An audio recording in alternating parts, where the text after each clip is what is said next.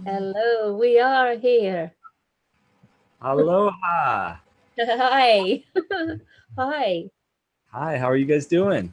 Really good. Really good. We were just meditating with Nalia. Beautiful to see her. Yes, indeed, indeed. That was a fantastic meditation, a great way to start off this day, part one. I'm really looking forward to both you, Anaiya, and Pete Wilson. I want to go ahead and just say a few words about Pete here as well, and then I'll hand it over to you guys. Pete Wilson is a 56-year-old ex-infantry soldier of 15 years, now on a personal quest to be an authentic warrior of the heart, living ever deeper a grounded life, a no bullshit, straight talking man, yet willing to listen and learn. He enjoys living and loving whilst sharing life with his wife Anaiya, running a B&B in the foothills of the French Pyrenees. Um, there's plenty more here about him being Grenadier Guard and Royal Duties. Amazing bio here as well. But I want to continue on schedule here. So we have Anaiya, Sophia, and Pete Wilson. And I'm going to hand it over to you guys here.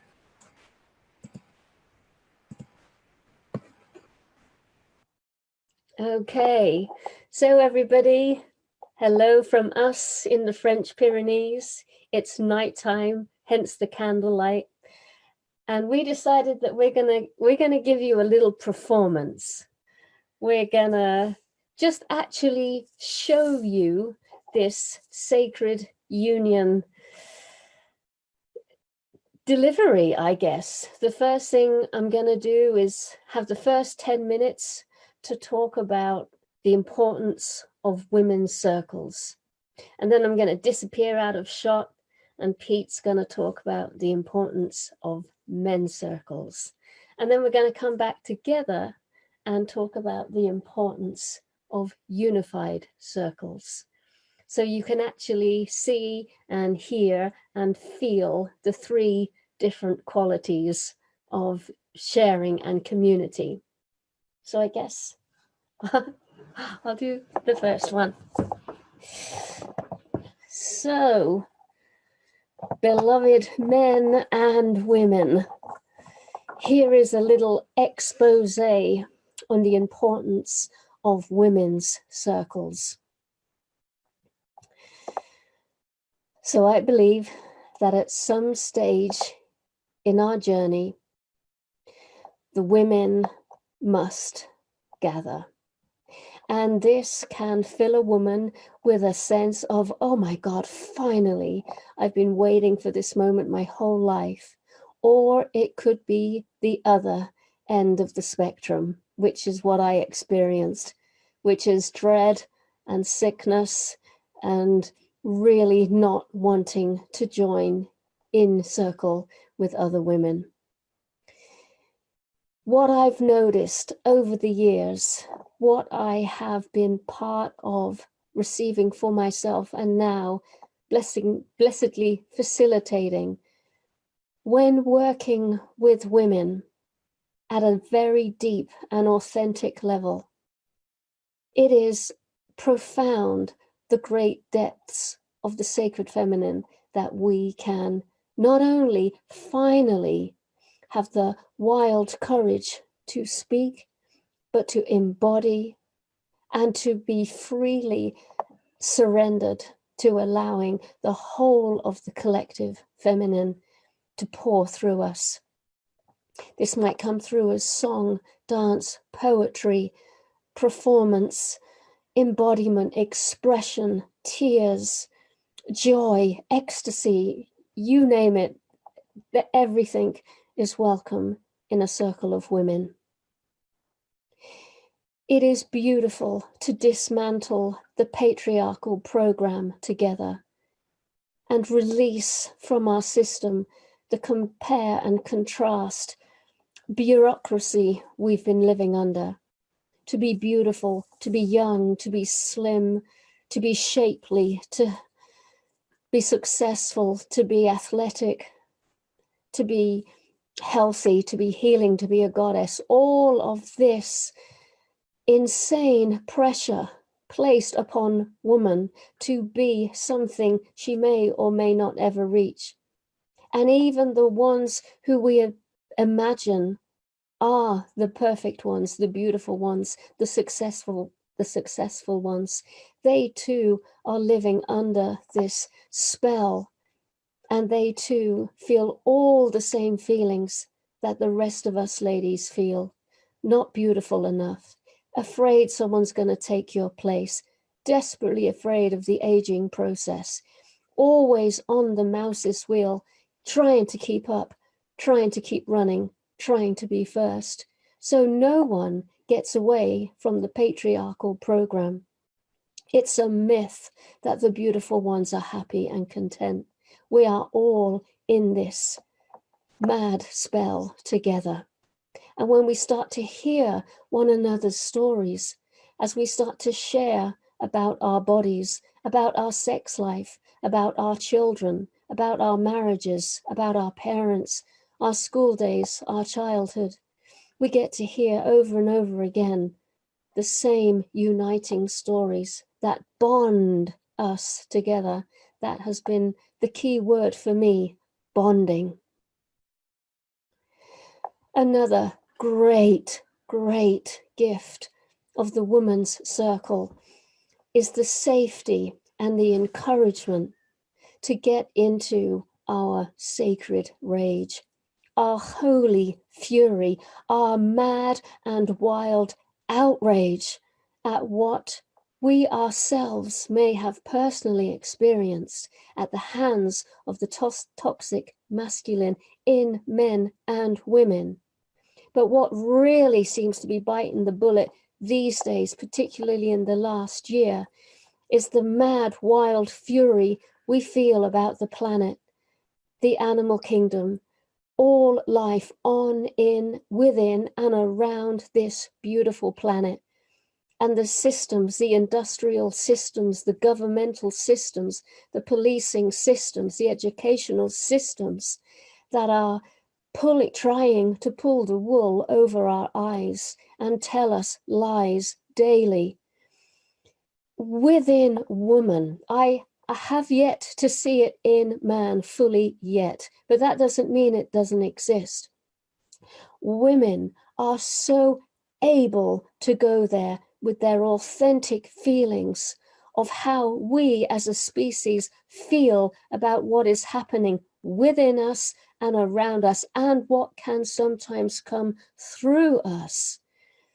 And this has been the greatest gift I have ever experienced in my entire life, that can only be given in a circle of women, where there is encouragement. We encourage one another as sisters to speak truthfully and to feel freely how we feel about the demise of our natural world. The third aspect that has been a great healing for me personally as a participant and now as a facilitator is to finally get my clothes off. I do not have a perfect body. I have a shapely, small body.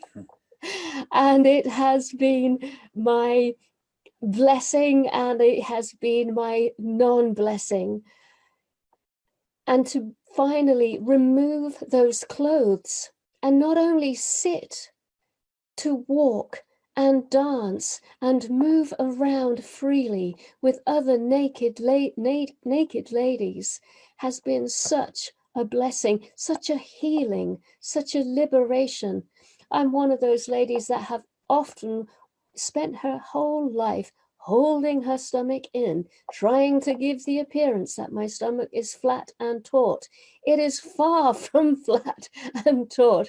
I am a shapely person. And again, stepping out bravely and wildly from this patriarchal program of having to strive to appear in a certain way, which I have never conformed to, and to undress. I call it sacred disrobing. I ask myself and the women present with me to take our time as we elegantly and gently and consciously disrobe. And whenever there's a little bit of a friction, we pause right there and breathe. We do not throw our kit off with numb and unfeeling awareness. We slowly remove, and this removal may and often does include deep tears as you go through the guilt and shame and awkwardness and the no, I don't want to do this, but the yes, I want to be free of this. It is the most beautiful artistry I have ever bared witness to.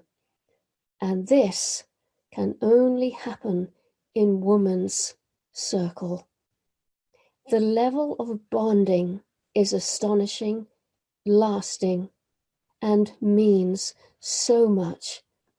Everything gets healed.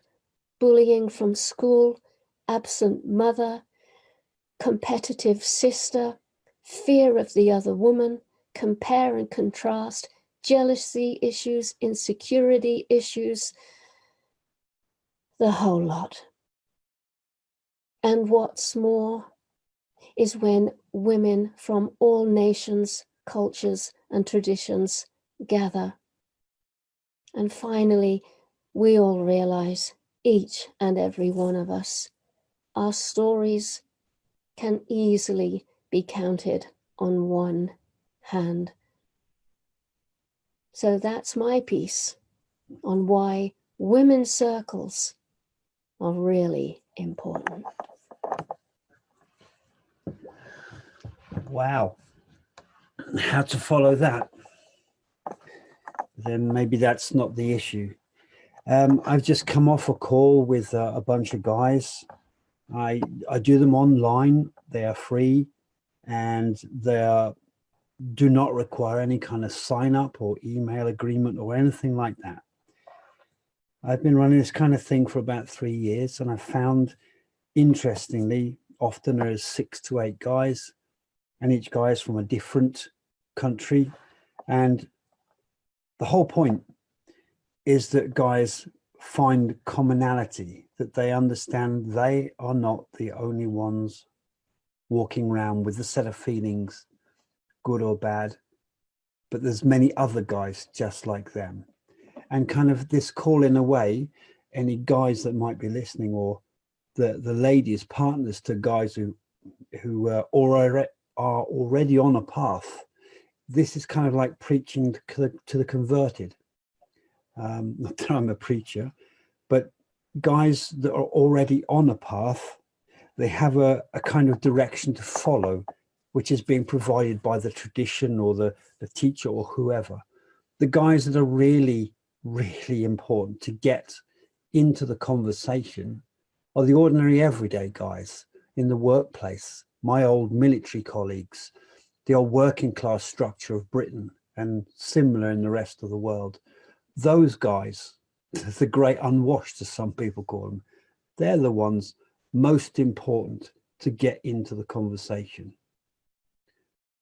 Over the years that I've been running men's groups and men's work, I've found that there's a number of considerations. For example, financial. Guys won't spend a single dollar on their own personal development, but they'll work extra hours to send the wife off to Bali or whatever for her retreat. And same thing, guys won't spend 1 minute willingly talking about what's going on the inside of them, but they'll happily send the wife off or the partner off so that she can do her work. And it's kind of like, I wanted to remove these two classic constraints. I make my work completely free, and I make there is no time constriction whatsoever. You can come, stay as long as you like, and leave when you need to. The only rules are that please try and stay the whole session and listen to the other guys when it's their turn to speak. amazing. It sounds very simple, but personally, this is where I think the majority of us men are at the moment on the planet. We simply need to be heard and witnessed by other men. Vital, beautiful, tear-provoking work, and places where guys of my age and my generation are feeling completely isolated, whether it's literally because of where they live or that they don't feel around them. There are other guys that are interested to listen to and speak about inner matters. And the sort of last biggest point I want to bring up is this huge existential field of lostness around the planet in the masculine at the moment. It's perhaps due to that all our masculine or patriarchal roles have crashed and are no longer hold any water. The ladies certainly don't believe those roles anymore, and we don't if we're anyway awake. So critical that men's groups are created in multiple forms as cheaply or as freely as possible. They may need to be for a while very, very simple, just to get guys used to speaking about what they're feeling, and perhaps need pushing away from talking about or things in the third party, and instead keep it personal. So yeah, I feel men's work is absolutely vital to the furtherance of this planet, or our species, our human species.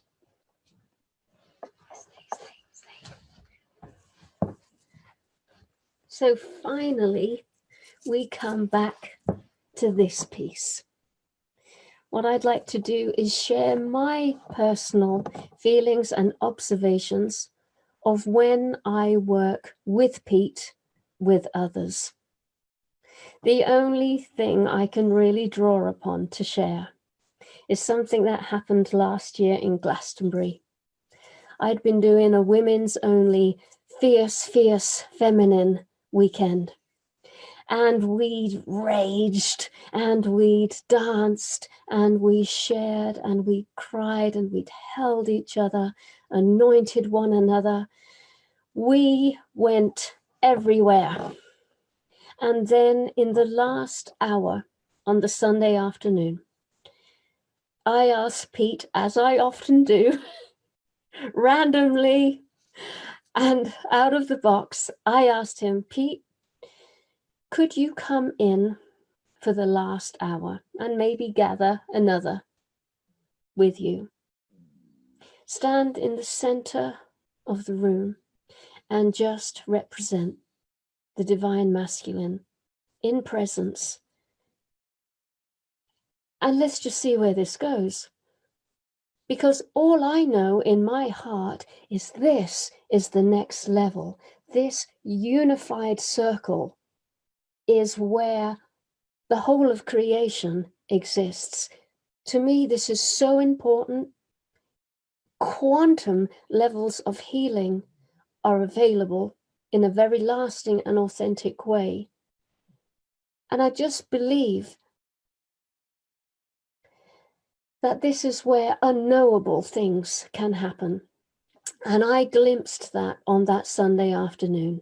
I did not know what the women were going to do. There's a very high probability that they were going to scream and vent at Pete, or they could go into total shock, become numb, and say and do nothing. So I was on the hot seat myself, looking at him. They all knew he was going to come. Everybody agreed I wouldn't have done it. If there was one participant who wasn't sure, he's not coming in. Everybody agreed. He came in with one other. He stood with Mark in the center of this room with 30-odd ladies sat cross-legged around the sides of the room. The atmosphere was electric. One lady did indeed let out a blood-curdling scream, and this was the very first expression. And so I thought, okay, this is where we're going. But then another lady came up and just knelt at his feet. Another lady came up and just stared him out. Another lady came up and kissed his hand. Another lady came up and said, "Please catch me." And he said, "I will." And then she turned and fell backwards into his arms, and he suddenly had to catch her. And then another lady asked for the same thing. And this was also happening for Mark. And I was astonished at what was happening. I'd poured 110% of my personal energy into all of these processes for the last day and a half. And this was 5% of what was happening here. I too was thrown into the experience. I went up to Mark, I held his hands, tears running down my face, looking like a panda with mascara. And I just thanked him deeply because I knew he had no clue what was going on. But despite that, fully willing to stand there and bear witness and receive every single one of these women's expressions. And that is why I am so passionate about this next level. The woman's work is essential. The man's work is essential. This is where the lasting harmony, deep brotherhood, sisterhood is to be found.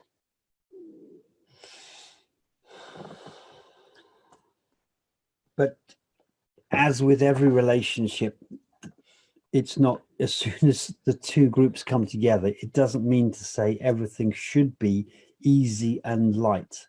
There's a lot of stuff buried in both poles that can only be brought up and faced in real time with members of the opposite sex present. And, you know, everything, if it can be arranged, needs to be able to be presented. Some people need to be angry at the opposite sex, and it needs to be held in the right way. It also needs to be guided in the right way, and boundaries spoken very much about, and very much bringing in the witness as to watching what is happening so that different sets of responses can be brought, you know, because it's only in the moment when we're being triggered by the other that we get to see exactly what is left unhealed. And it's often from a place in childhood where that first wounding came from. This is the mirror. This is where you need to give yourself more love. And if it's not within the duo, it simply is not going to happen, or it's talking in theoretic. So men and women's combined circles are absolutely the most important forums, because each of the two sexes get to hear that they as individuals are not the only ones battling with this problem. Most couples are somewhere along the line, and for guys especially, knowing it's not just them who are experiencing this is vitally important. So that's me. Let's get it going. Let's get it on. Let's get men showing up. Let's get them used to talking about what's going on, and let's get them to express it with and to the ladies. Amen.